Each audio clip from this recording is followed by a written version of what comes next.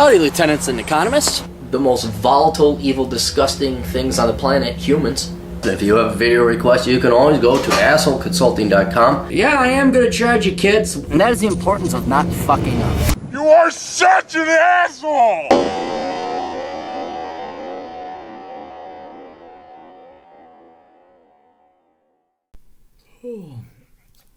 Old Captain here, guys. God, I wish I was younger again. Who could keep up with this?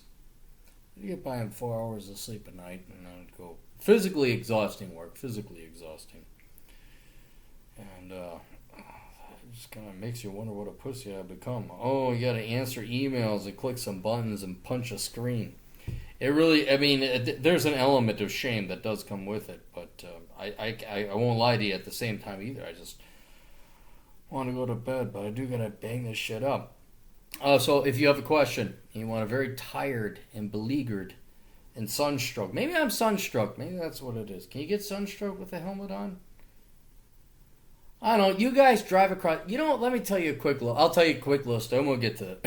We'll get to this. It'll be bonus, whether you like to hear it or not. Whether you view it as bonus or not. You cross into Texas. I think I mentioned this before in either another video or podcast. And you get the mileage counters. So like you're entering in over on the Louisiana side. And, you know, okay, Beaumont, 14 miles. Houston, 200 miles, 100 miles, whatever it was. It says El Paso, which is way on the other side, 857 miles. And it's like Texas just whipping its dick out. So, yeah, look how long it is. Look how long it takes to get ahead. Just roll it up. Still rolling. Like one of those foot-long roll of gum, if you remember the 90s. It just keeps rolling. It's like, fuck you, Texas. So I didn't drive across that today, but I did drive across the western part of Texas, all over New Mexico, and then came up to Phoenix. So, are you whining while someone's paying you good money? Yeah, I am. So fuck you, assholes. All right, here we go. What are we gonna do here? Can I share? Can old Cappy share his travels from the road? Asshole. Big fan of your firm. Dude, I wish it was a firm. I guess it's more legitimate than all the other firms I worked with. I'm at least making money. That makes me more legitimate than Goldman Sachs and needed a bailout. I guess I'm probably the most legitimate firm of them all. I never needed a handle.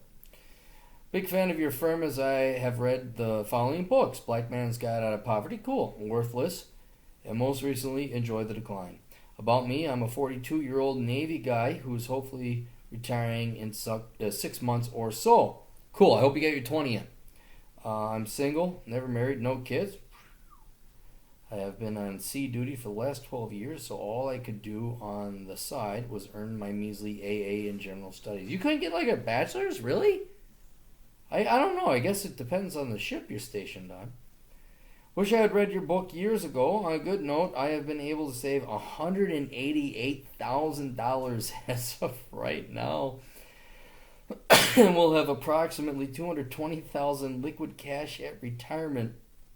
I put about $100 a month into an IRA because I have never been that savvy with stocks or other investments. Oh my God. Is today the day of like my clients are kicking my ass and asking me for advice in a tragically ironic manner? I bought a house in Florida back in 2004 because the housing bubble popped, and I owe about $112,000 on the mortgage. Dude, you're killing it in every regard. I have no debts, just expensive hobbies, Asian women, and attending happy hour. You're allowed, sailor. You're allowed. My question is, what the hell do I do? Do I pay my house off? I know your stance on home ownership, but if I pay it off and own it free and clear, then I would only owe approximately $183 per month, plus vice of $1,000 a month for the mortgage. That's less money I have to cough up every month. Even if I do have to move, I can rent it out for $1,000 a month and pocket that. My military pension should bring about $3,500 a month with disability included. Ultimately, I wanted to go to school for welding because I was a paper pusher in the Navy. who was also a computer system administrator.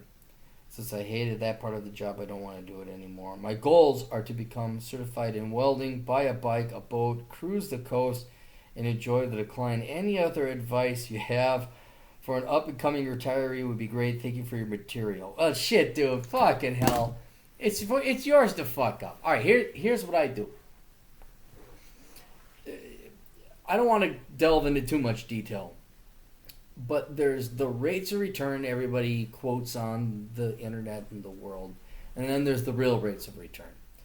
The rates of return that people quote on the internet and the TV shows and the CNBCs and the Kramers of the world are capital gains, what the price does up or down. That is not the real rate of return. I mean, it is the real rate of return if you sell it and you realize the capital gain, but in all reality, that is not a rate of return. The rate of return on true investments is what does that investment generate in income per year or per quarter, or whatever measure of time you want to use. Now, if you look at that, what we call that is the dividend yield. That's for your average U.S. stock, and the S&P 500 has a dividend yield, a real rate of return of about 2%. And no, that's not adjusted for inflation, so 0. The stock market pays dividends of 0% per year, adjusted for inflation. Did someone just start my motorcycle? No, that's too low of a growl. That's not my motorcycle. Anyway, interest rates on your bonds or your deposits. Okay, you earn a 0.5% interest rate. That's not it there. So, in terms of rates of return on your investment and where your money can go, your mortgage is what, 3 to 4%, I imagine. So that's at least twice what you can expect in the stock market in terms of interest savings. On top of it, no one in the history of the world, and this is one of the few bits of genuine financial advice I can give with having absolutely no fear of legal consequence at all, because it's true.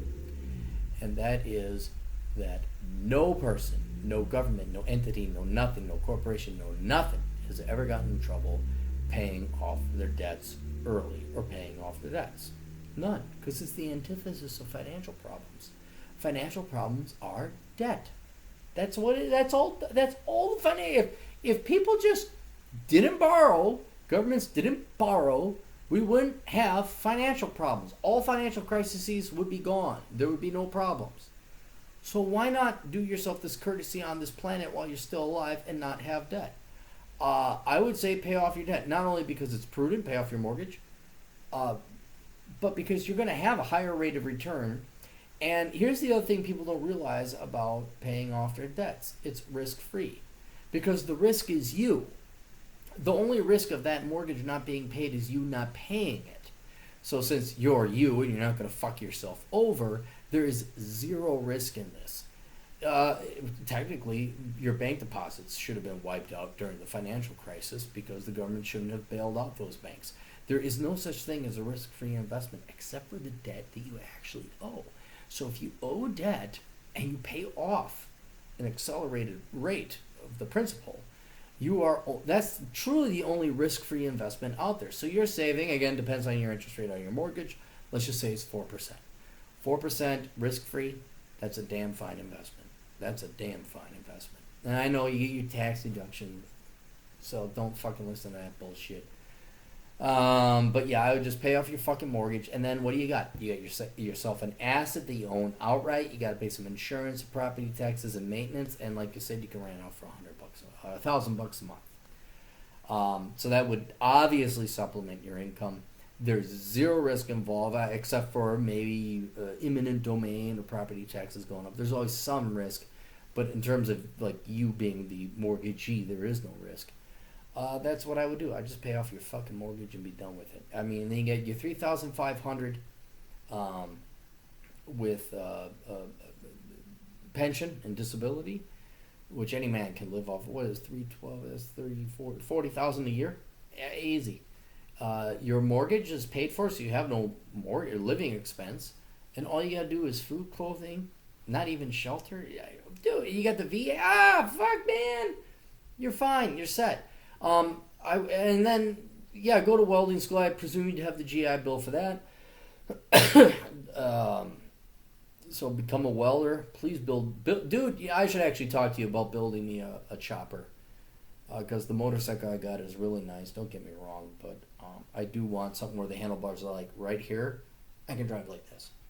That's why. I just want to like lean back like a recumbent bicycle and drive like this. Just like that. That's all I want to do. And I've actually thought about tutoring myself to build my own damn motorcycle because my motorcycle that I want does not exist. But anyway, neither here nor there. There is not much I can give you advice for because you're doing exactly what I wanted to do. And you are 2 years older than me and you are fucking killing it and blowing me out of the water. So all I can do is really give you a vote of confidence. Totally learn the welding thing. That's like a plan B, absolutely, in case the government pensions don't pay or hyperinflation sets in. Is we can only give you $3,500 a month, and you got another thing. And then, but just pay off your mortgage. Just pay it off. Just do it. Just if for any other reason, seriously, it's having that psychological benefit of like, yeah, this is my fucking house. Fuck you, I'm done. You don't owe the bank anything. You're not owned by anyone. Anyway, that's all we got. Thank you for your service. And, dude, if anyone earns it or has earned it, it's you. So you go kick ass there, sailor. Toodles. Oh, and fuck a lot of Asian broads, too.